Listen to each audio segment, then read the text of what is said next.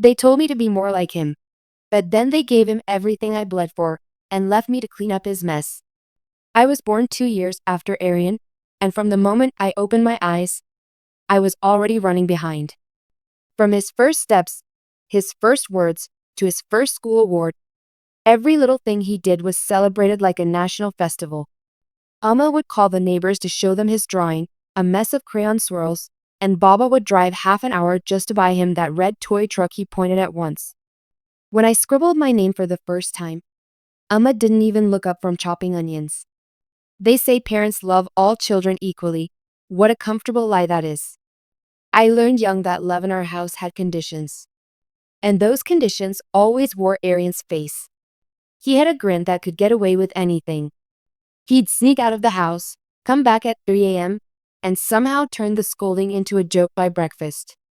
I, on the other hand, once returned 10 minutes late from a school project and was locked out for an hour to teach me responsibility. If Arian scored a B+, Baba clapped his back and said, "Not bad, son." If I got an A, his brows furrowed. Why not full marks? It became a pattern. No, a law. One set of rules for Arian. A cage of expectations for me. Still, I didn't rebel. I didn't scream. I sharpened my silence like a knife. In school, I pushed myself harder. I joined every science fair, every quiz competition, tutored juniors, volunteered for community service. I did it all because I thought maybe excellence could buy affection. That if I shone bright enough, they'd finally turn their heads and see me. But Arian didn't even have to try. He coasted through life like it owed him something. He'd forget assignments, charm his way into extensions, plagiarize, lie, and still walk away with applause. Teachers liked him. Girls followed him, and Amma? She saved the last piece of dessert for him even on days I hadn't eaten. There was one day, I remember it vividly. I must have been 15.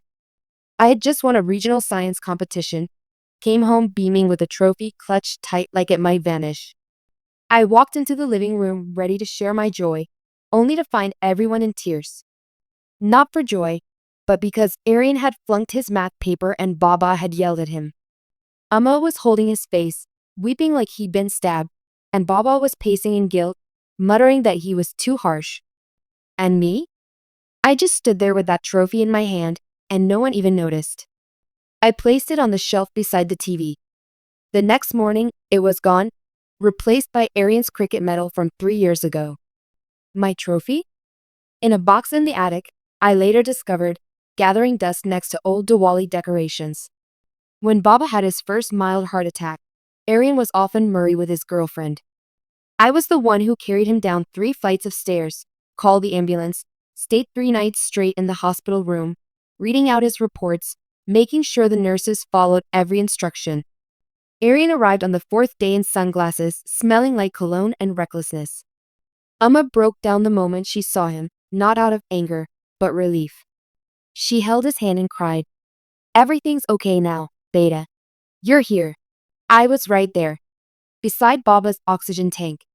My hands trembling from exhaustion, my throat sore from fighting with the billing counter. But I could have been wallpaper. No one even asked if I'd eaten. And yet, I didn't let the resentment consume me. I told myself, let him be the favorite. Let him have their love. I'll build something that can't be ignored. So I worked. Harder than anyone they'd ever known. I studied while Arian partied. I saved while he borrowed. I networked, took side gigs, hustled without sleep, all to carve out something that couldn't be compared, couldn't be taken. Eventually, I landed a job at a respected firm. I bought my first bike, rented a small apartment, paid off part of Baba's old loan. I thought, now they'll see me. But when I took them out for dinner to celebrate, Baba joked, "Arian must have taught you something after all, huh?" I laughed. They laughed. Arian smirked. And that night, I lay awake staring at the ceiling of my rented flat, wondering if love from them was something I'd only ever rent, never own.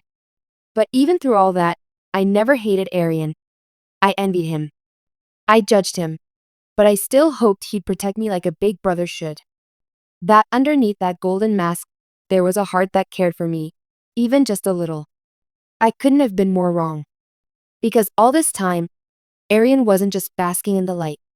He was planting shadows behind me. And when the fire came, he made sure I was the one left holding the ashes. The storm didn't hit all at once. It came in quiet warnings I was too loyal to see. After a few years of grinding through the corporate jungle, I'd managed to build a modest but stable life, one where I wasn't constantly looking over my shoulder. I had a small team under me, a solid portfolio, and a growing network that respected me for my work. I wasn't rich, but I was finally independent, no handouts, no borrowed legacy. Meanwhile, Arian had jumped from one venture to another, fashion startups, shady real estate schemes, crypto investments with men who looked like they belonged behind bars. Every 6 months, there was a new dream, a new pitch, a new loan. And every time one crumbled, Baba would dip into his savings to bail him out, convinced this time would be different. I should have known what was coming when Arian showed up at my place at 2 a.m., drunk but smiling, wearing a suit that didn't belong to him. He slurred something about a big idea and we'll be unstoppable, bro. I rolled my eyes and told him to sleep it off. I made him tea. I tucked him into my couch like a younger brother, even though he was older. I should have locked the door that night. The next morning, he pitched me a business idea, a real estate consulting firm. It sounded shaky, but he had two things I didn't: confidence and charm. He talked fast, laughed loud, said all the right words. He painted a vision I could almost see. You bring your brains, he said. I'll bring the people and the capital. I hesitated. I wanted to say no. But then Baba called me later that day and said, this could be good for Arian. Maybe with your help, he'll finally find structure. That did it. It wasn't just guilt. It was a craving, a desperate, pathetic hope that maybe if I helped Arian succeed, I'd finally be seen as something more than his shadow. So I said yes. I used my connections. I got the papers drafted. I reached out to former clients. I even left my job, the one I'd fought for, to build this with him from the ground up. We named the firm Avenir Solutions. I handled the operations, finance, and logistics. Arian showed up for meetings. Sometimes. Within 6 months, the business actually started to grow. I was working 14-hour days, skipping meals, burning myself hollow to make it real.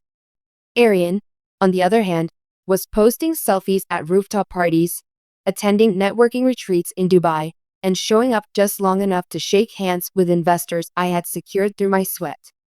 But I kept going, because I thought, this time, maybe they'll say I made this happen. Then came the first fire. One morning, a client, one of our biggest, called me furious. Said his payment had gone through, but no property documents had been delivered.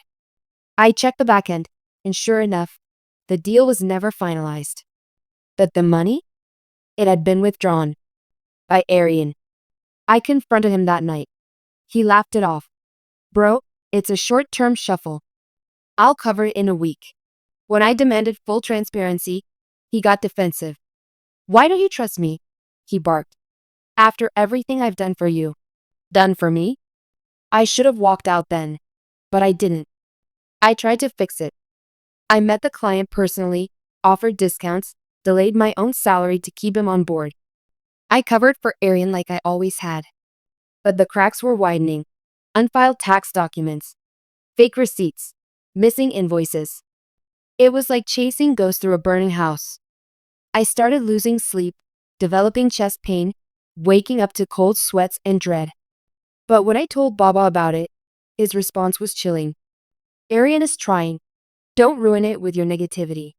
That broke me more than any number could. Weeks later, I found out the full extent of it. Arian had been funneling investor money into personal accounts. Lavish trips, illegal poker games, hush payments to God knows who. I pieced it together from old WhatsApp messages, deleted bank trails, and whispered warnings from people who owed me nothing but still respected me enough to speak. I was sitting alone in the office when the audit notice came in. Fraud investigation. Company assets frozen. Criminal liability cited. And on every single document, every forged paper, every signature. Mine, not Arian's. Mine. I called him. Dozens of times. He didn't pick up. When I finally reached him, he was in Turkey. Chill, bro. It's just paperwork. You're overreacting. That night, I stood in Amma and Baba's living room, shaking, trying to explain what Arian had done, how he had set me up to fall, how the business was collapsing, how our family name was at risk, that this was bigger than money, that it was betrayal. But they didn't believe me. They looked at me like I was hysterical, unstable. Amma placed a trembling hand on my shoulder and whispered the words I will never forget. Why are you trying to bring your brother down? What kind of brother does that? I wanted to scream, to rip the air with my bare hands. But I didn't. I walked out. In that moment, I realized they didn't want the truth. They wanted their golden boy, no matter how much blood he spilled. And if someone had to be the villain in this story, it would always be me. They say rock bottom is a place. It's not. It's a sound. It's the silence in a courtroom when the judge calls your name for a crime you didn't commit. It's the click of a door lock when your own parents shut you out of their house. It's the echo of your brother's voice laughing on a beach in Antalya while your world burns. I didn't eat for 3 days after the fur was filed. Not because I couldn't. Because I didn't want to.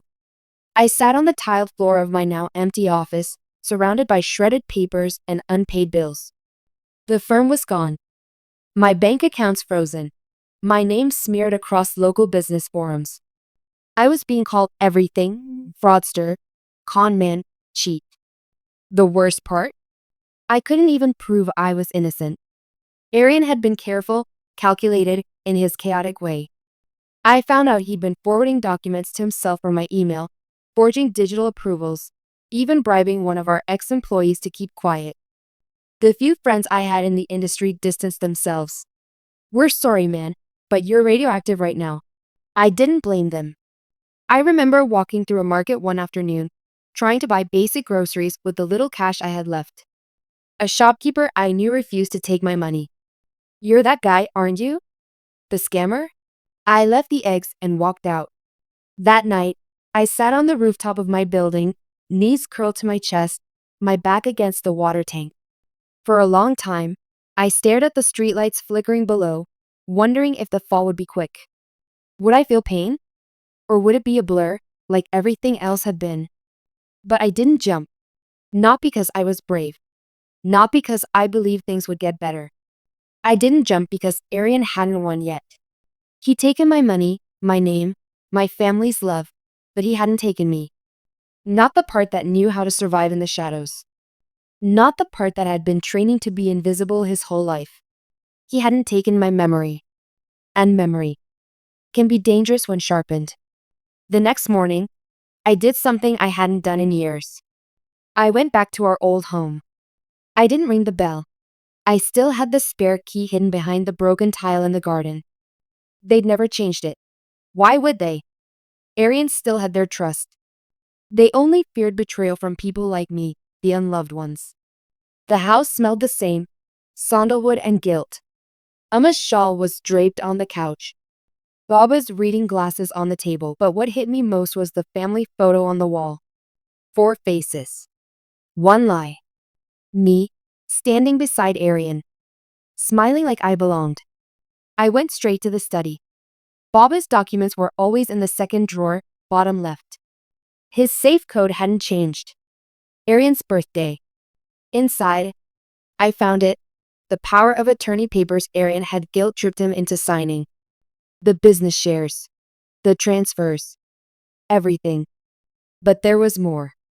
Behind the safe door was an envelope, labeled in Amma's handwriting, in case he asks. Inside was a letter. It was from Arian. A confession. He'd written it after a drunken night, some months before everything exploded. He spoke about debts, fake investments, using my name as a buffer until things stabilized. He even joked, he'll forgive me. He always does. I folded the letter, slid it into my coat, and for the first time in months, I smiled. Not because I'd been proven right, but because I finally had what Arian feared most: leverage. But revenge, true revenge, isn't served cold. It's aged, fermented in silence, distilled through patience. I didn't run to the police. Not yet. I knew Arian. He would weasel out, spin a story, buy silence. I needed to go deeper. I needed him to rot in the same isolation he threw me into. So I vanished. I deleted social media, changed my number, cut all ties. I took odd jobs under fake names, repaired ACs, cleaned data systems, worked graveyard shifts at a server warehouse. Anything to earn quietly, rebuild slowly. And all the while, I studied Arian. I tracked his movements, learned his routines, followed his business aliases, collected his shell company names, traced payment logs, reached out to people he'd screwed over and offered them something he never did: honesty. I didn't come back to clear my name. I came back to burn his. Revenge isn't loud. It isn't fire and fury and breaking things in front of crowds.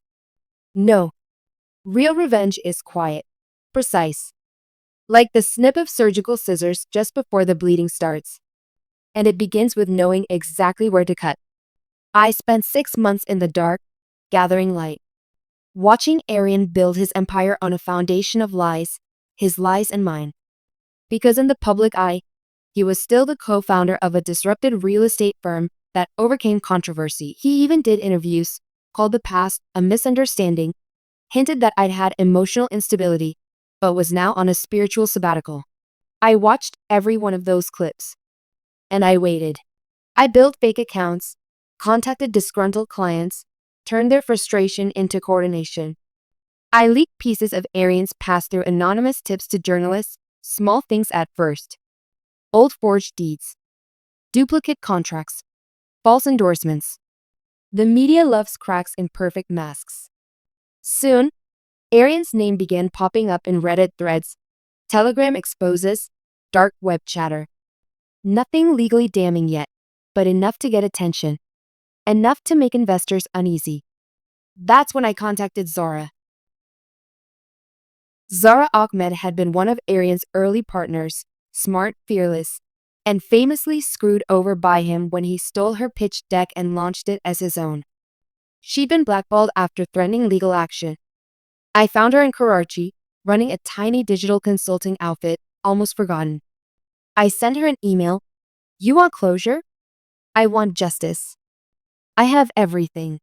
She replied the same night. When do we start? The plan was layered, like peeling skin, one cut at a time. Step 1. Dismantle the myth. Zara and I launched a podcast under an alias. We interviewed anonymous victims of business betrayal. Each episode subtly mirrored Arian's crimes: embezzlement, coercion, forged signatures, manipulated siblings. We changed the names, blurred the facts, just enough for plausible deniability. But anyone who knew Arian's past could hear the scream beneath the whisper. The podcast blew up. And Arian? He began spiraling. He posted defensively, then deleted posts. He issued vague statements. Then came the angry stories, blaming haters and jealous nobodies. The man who once laughed on yachts now looked over his shoulder at parking lots. Step 2. Reclaim what was mine. Using the documents I'd taken from Baba's safe, Arian's letter, the forced transfers, I quietly met with an independent financial forensics firm. The evidence was airtight. With Zara's legal contact, we filed a private case through a third party, nothing to trace back to me. The firm began an audit of Arian's holdings. Quiet, silent, deadly. And while that blade hovered over his neck, I went for the final cut. Step 3. Bring him home. I orchestrated a family crisis. I leaked that Baba's pension fund, which Arian had quietly used as a guarantee for one of his shell loans, was about to be seized. I made sure the bank reached out to Amma directly. And as expected, Arian came running. One evening, I followed him as he sped to our old house. The same street, the same driveway, but this time, Amma didn't run to him. She slapped him. Baba screamed.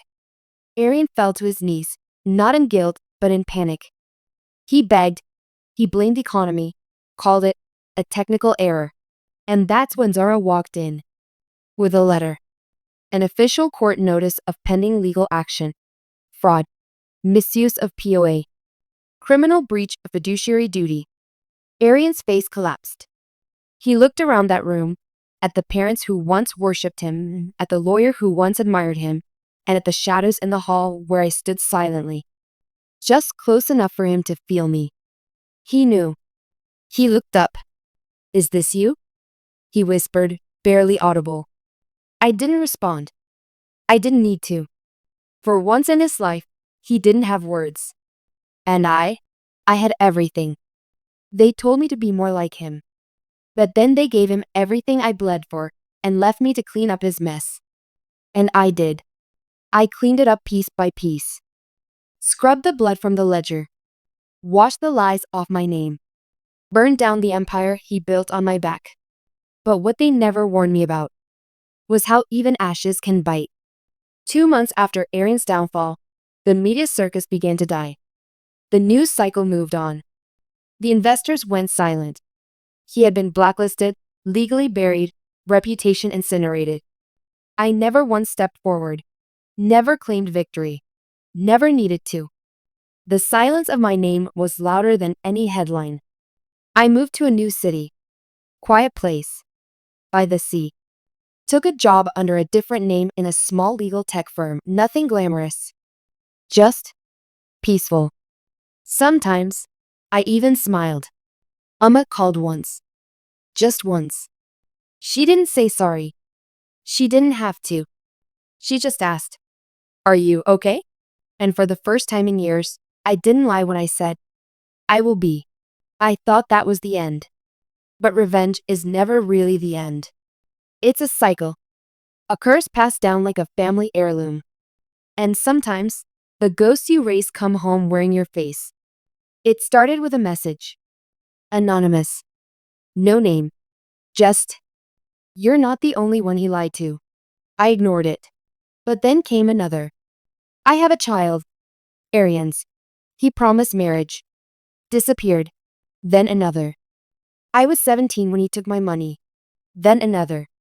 "He told me you were dead." Each message cut deeper. I realized something then. I hadn't uncovered everything. I'd only seen what he let me see. The real Arian? The one beneath the charm and silk was something darker. Something dangerous. Zara helped me pull the thread. Turns out, Arian hadn't just stolen money. He'd stolen lives. Wrecked families.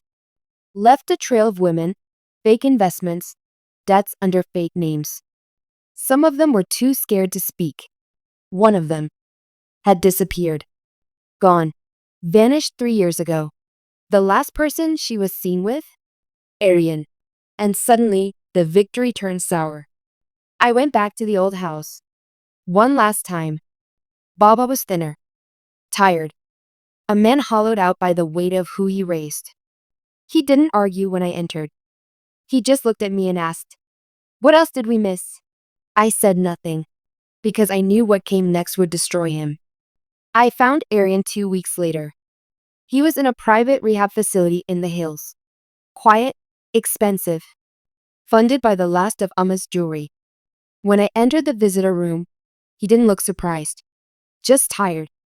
He looked at me, eyes sunken, hands trembling. "Is this where you kill me?" he asked, half smiling. I sat across from him. No words. Just the folder I dropped on the table. Photos. Documents. Messages. Names. Proof. His smile died. "That's not me," he muttered. "No," I said. "That's who you've always been." He looked away. And for the first time, I saw it. Not guilt. Not regret. Fear. Real fear. Because he knew. This wasn't just about what he did to me anymore. This was about everyone else. I stood to leave. He grabbed my wrist. "Please," he whispered. "They'll bury me alive." I leaned in. looked him in the eyes, and said, "Good. I spent my whole life in the dirt you left behind. Time you learned what it means to choke on it." A week later, I made the final call. Sent every file to the authorities. Every victim, every penny, every lie. Arian was arrested quietly. No news cameras. No drama. But his trial was public. And for once, the world saw who he truly was. They stopped calling me the brother of Arian Malik and started calling him the shadow of mine. Epilogue. They told me to be more like him. I did. I became everything he was, but smarter, colder. And this time, I didn't leave a mess for anyone else to clean.